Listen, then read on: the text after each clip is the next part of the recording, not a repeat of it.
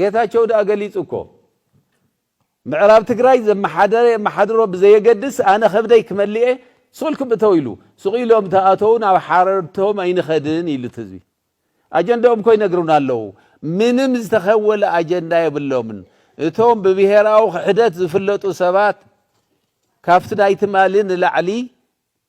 ናይ ብልጽግና መጽሐፍ ክትድምር ካብኡን ላዕሊ ውርደት አሎ ንጌታቸው ወነ ዘለዎ ሰብ ተዝኸውን ጠፊኡ ዕልምልሙ ምጠፍ እንበር ሕወሓት ዝኣክል መላ ዓለም ሕወሓት ነማኽሮ ዝበሃል ውድብ ከምቲ ሓወይ በዚ ዝበሎ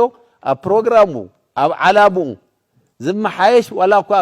እንተሃለዎ ግን ኩሉ ዓለም ዝብህጎን ዝናፍቆ ናኡት ቃለስ ነመርካስ ሕዚ ዓይነ መርፍእ ዘይብሉ ምድማር ዝበሃል ከመይ ዝበለ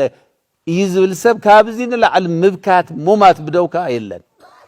ዘም ሰባት እዚኦም ድማ ደጊሞም ደጋጊሞም ነጊረምና እዮም ለቲ ኣብዚ ዘሎ ናይ ኪነ ጥበብ ሰዓት ዝንገረውን ክፀንሕ የብሉን ሕዚ ናይ ህልውና ሓደጋ ኣይገጢምና ዘሎ መሬትኩም ኣይንመልስን እዮም ዝብሉና ዘለው ነጥፍዖኩም ኢና እምበር ምዕራብ ትግራይ ኣይትፀበዮም ዝብሉና ዘለው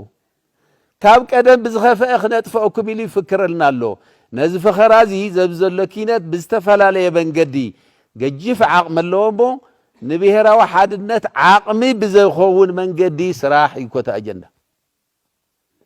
ነዚ ንእከለ ኢልካ እንደ ትግራዋይነትካ ገለገሊኡ መሰከፊ ደርፊ ወፅዩ መሰሎም ይውን ዘይትብሎ ሰላም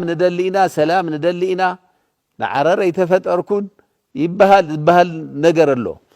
ማንም ንዓረረ ይፍጠርን ራሱ አሉላውን ልዕሊ 13 ጊዜ ምስ ባዕዲ ትዋጉ ናይ ውግእ ወልፍ ኣይነበረውን ቀዳማይ ወያነውን ንሰርዓት ሃይለ ስላሴ ቀጥቀጥ ዘበልዎ መዓት መስዋዕቲ ዝኸፈሉ ናይ ውግእ ወልፍ ኣይነበረውን